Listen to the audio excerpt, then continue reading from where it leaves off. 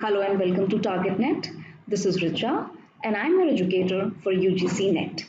ये सीरीज मैंने बनाई है नेट के उन एस्पिरेंट्स के लिए जो पेपर 1 की तैयारी कर रहे हैं और साथ ही उन बच्चों के लिए जिनका पेपर 2 मैनेजमेंट कॉमर्स या HRM है।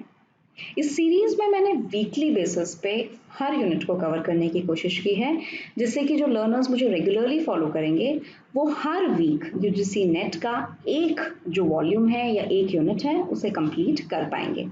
So without wasting any further time let us begin today's session.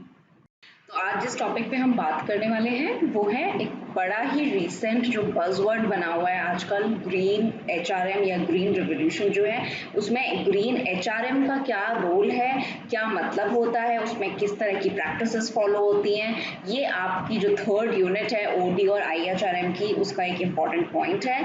और जो बच्चे यूजीसी नेट मैनेजमेंट में अपीयर कर रहे हैं उनके लिए जानना ज़रूरी है कि ग्रीन एचआरएम का मतलब क्या होता है। तो आज की क्लास में हम यही डिस्कस करेंगे कि ग्रीन एचआरएम किसे बोलते हैं और उससे जुड़े हुए जो भी एस्पेक्ट्स हैं। सबसे पहले जानना ज़रूरी है कि ग्रीन एचआर या ग्रीन एचआरएम का मतलब क्या होता है। तो अगर मैं इजी लैंग्वेज में आपसे बोलूँ तो ग्रीन एचआरएम का मतलब होता है ऐसी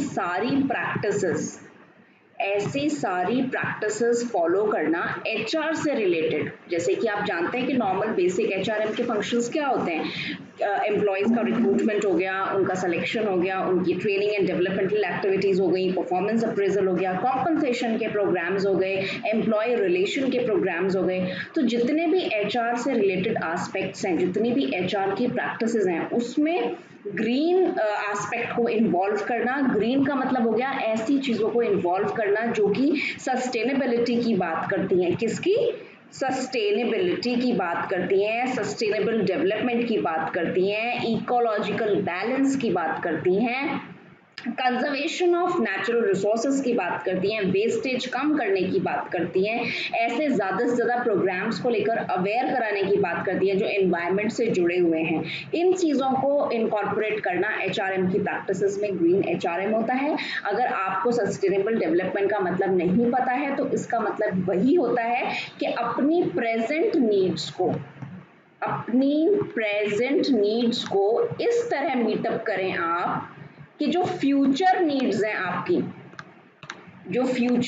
हैं वो कॉम्प्रोमाइज ना हो, यानी कि हमारी फ्यूचर जनरेशन की नीड्स जो हैं वो कॉम्प्रोमाइज नहीं हो। आज हम ऐसा कोई वेस्टेज ना करें, आज हम इतनी कार्बन डाइऑक्साइड का इमल्शन ना करें, आज हम ओपन में बर्निंग ना करें, आज हम वाटर को केयरफुली यूज करें और क्या करें, नेचुरल जो हमारे रिसोर्सेज हैं, इकोलॉजिकल बैलेंस जो है, लिविंग ऑर्गेनिजम्स के बीच का बैलेंस, प्लांट्स और एनिमल्स का बैलेंस, उसको हम मेंटेन करेंगे। उस पर तो हमारे आने वाली जो जनरेशन होगी उसको साफ हवा, पानी और एनवायरनमेंट जो है और उससे जुड़े हुए जो रिसोर्सेज हैं वो अवेलेबल होंगे।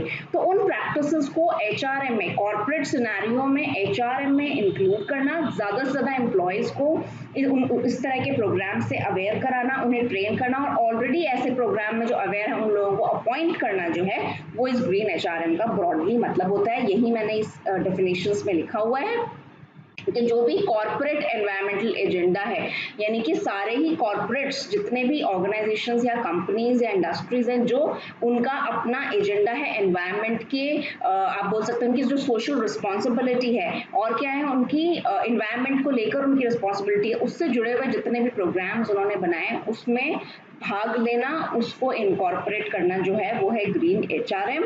और क्या कर रहा है, it refers to using every employ to support sustainable practices. Sustainable का मतलब क्या होता है, जो मैंने आपको वही बताया है, सतत, यानी कि जो हमेशा चलता रहे, उसकी एफिशिएंसी को कॉम्प्रोमाइज किए बिना, और एम्प्लॉयज की अवेयरनेस बढ़ाना इस इशू को लेकर जो कि सस्टेनेबिलिटी का इशू है। जो हमारे 17 सस्टेनेबल डेवलपमेंट के गोल्स हैं उन्हीं के डायरेक्शन में काम करना ऑर्गेनाइजेशनल कंटेक्स्ट में, स्पेशली एचआर के कॉन्टेक्स्ट में। इससे आगे की बातें समझते हैं।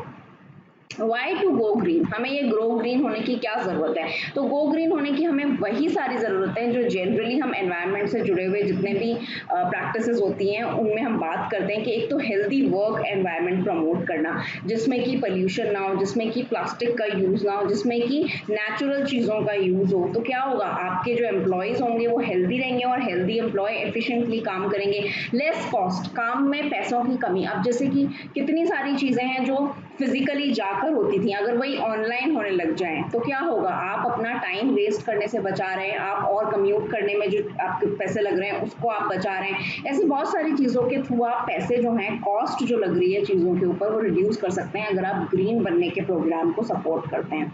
इसके अलावा एम्प्लॉयज़ जो होते हैं वो ज़्यादा कमिटेड और सेटिस्फाइड होते हैं, बिल्कुल सही है। इनफैक्ट मैं ये भी कहूँगी कि ऐसे एम्प्लॉयज़ ऐसी ऑर्गेनाइजेशन से एसोसिएट होने जाते हैं जो कि टॉप, जिन्हें आप बोलते हैं कि सस्टेनेबिलिटी की तरफ काम करने वाली ऑर्गेनाइजेशन, या फिर ग्रीन रेवोल्यूशन को फॉलो करने वाली, या फिर टोटली ऑर्गेनिक चीज़ों को सपोर्ट करने वाली चीज़ों में काम कर रहे हैं, या उनको प्रमोट करती हैं जो बड़ी बड़ी कंपनीज, उससे एसोसिएटेड होकर वो प्राउड फील करते हैं। Concentration on social and environmental factors, एक सिटीजन होने के नाते हम सबकी रिस्पॉन्सिबिलिटी होती है कि हम अपने एनवायरनमेंट से जुड़े हुए जो इश्यूज हैं उनको लेकर ज़्यादा विजिलेंट हो और उन चीज़ों पे काम करें। पैसे कम लगेंगे, टाइम कम लगेगा, और इकोलॉजिकल बैलेंस जो मैंने आपको बताया, लिविंग ऑर्गेनिजम्स के बीच का जो बैलेंस है हमारा, वो बहुत ज़्यादा ज़रूरी है आने वाले टाइम में। तो इन्हीं सब चीज़ों को ध्यान में रखकर हम सबको ऑर्गेनाइजेशनल कंटेक्स्ट में भी ग्रीन होना ज़रूरी है। तो ये कुछ पॉइंट्स थे।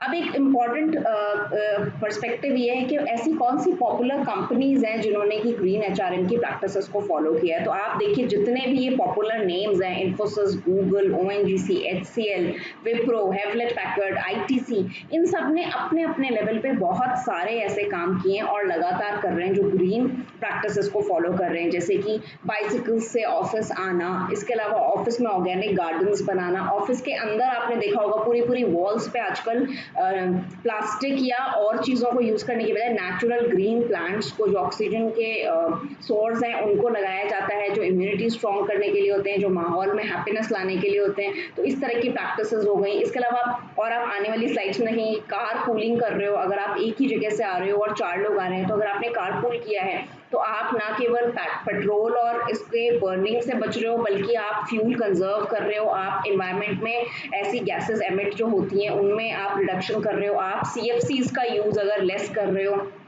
तो उस तरह भी आप कंट्रीब्यूट कर रहे हो। तो ये कुछ पॉपुलर कंपनीज हैं जो ग्रीन एचआरएम को प्रमोट कर रही हैं और फॉलो कर रही हैं रिलीजियसली। अब आते हैं ग्रीन एचआरएम के कुछ और कॉन्सेप्ट्स पे। देखो कुल मिला के वही बात है कि जो वर्क प्लेस है आपका, वहाँ पे ऐसी प्रैक्टिसेस फॉलो हो रही हो, पॉलिसीज आपकी उसके अराउंड रिवॉल्व हो। ग्रीन कम्यूट का मतलब मैंने आपको बताया कि एक साथ लोग जा रहे हैं या फिर बाइसिकल्स को यूज कर रहे हैं मोटर व्हीकल्स की बजाय, कार्स या स्कूटर्स या बाइक्स की बजाय। सर्कमवेंशन ऑफ पेपर मतलब होता है, सर्कमवेंशन का मतलब होता है कि आप उसका पेपर का यूज या तो बिल्कुल कम कर रहे हैं, you are either promoting paperless organisation, या फिर बहुत ही ज्यादा जुडिशियली आप यूज कर रहे हैं, जितना तरकीब से हो सके आप पेपर को यूज कर रहे हैं। तो ये भी एक ग्रीन एचआरएम का पर्सपेक्टिव है। इनिशिएटिव्स वही मैंने जो आपको बताए थे, लोग बाइसिकल्स का यूज करके जा रहे हैं, कार पूल्स कर रहे हैं, और क्या कर रहे हैं, ऐसी कंपनी से अपना सामान खरीद रहे हैं जो कि किसी ना किसी तरीके से जो क्या कर रही हैं, रिसाइकिल्ड चीज़ों को यूज कर रही हैं। लोकल वेंडर्स को आप प्रमोट कर रहे हैं। तो आप क्या कर रहे हैं, ग्रीन इनिशिएटिव्स में अपना कॉन्ट्रीब्यूशन दे रहे हैं। अब आते हैं कोर टॉपिक्स के ऊपर।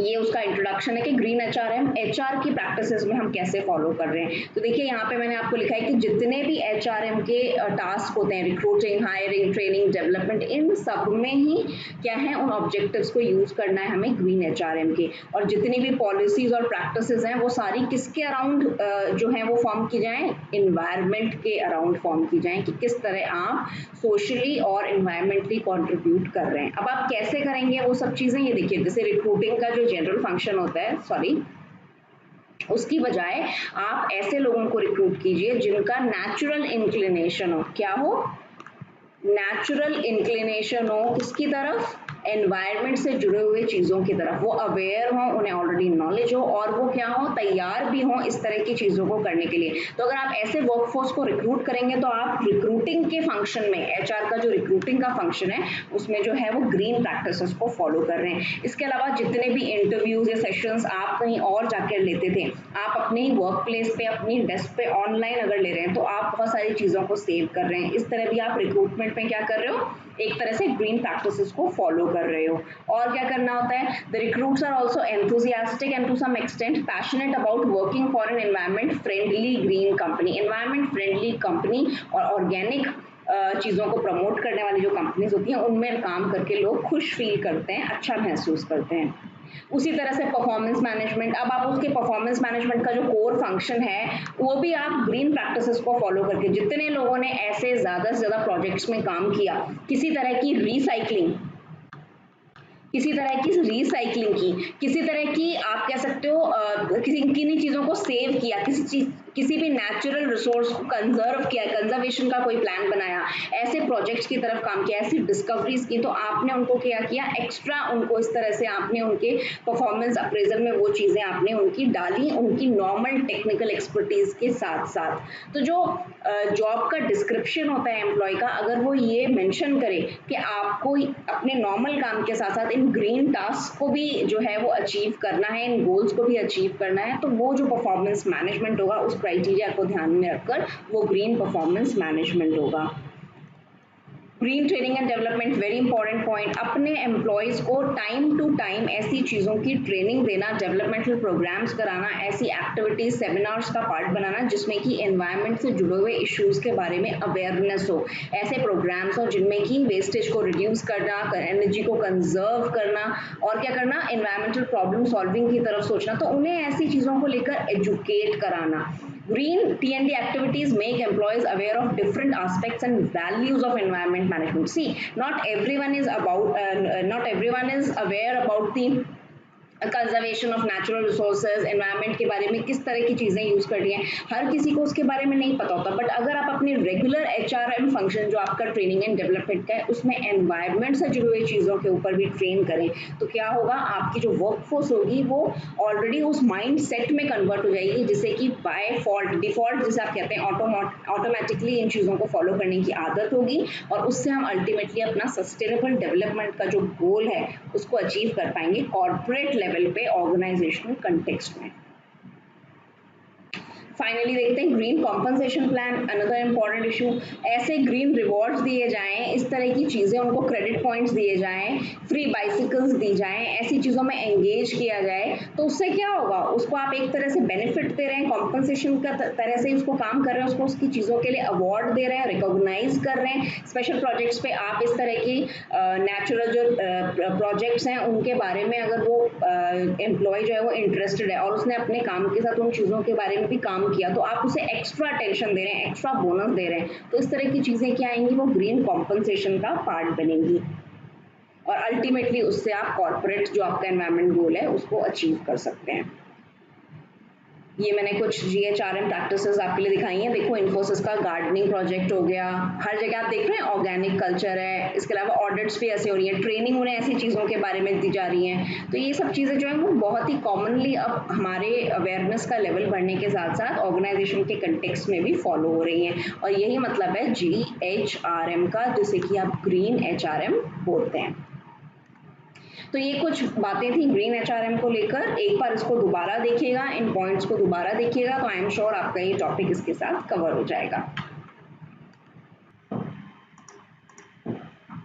So that was all for today's session. अगर आज के सेशन में आपको कोई डाउट है या आप कोई क्वेश्चन पूछना चाहते हैं तो मुझे कमेंट सेक्शन में लिखकर ज़रूर बताइएगा। और अगर आज का सेशन आपको अच्छा लगता है then do like, subscribe and share my channel. Thank you so much and see you in the next session. Bye bye.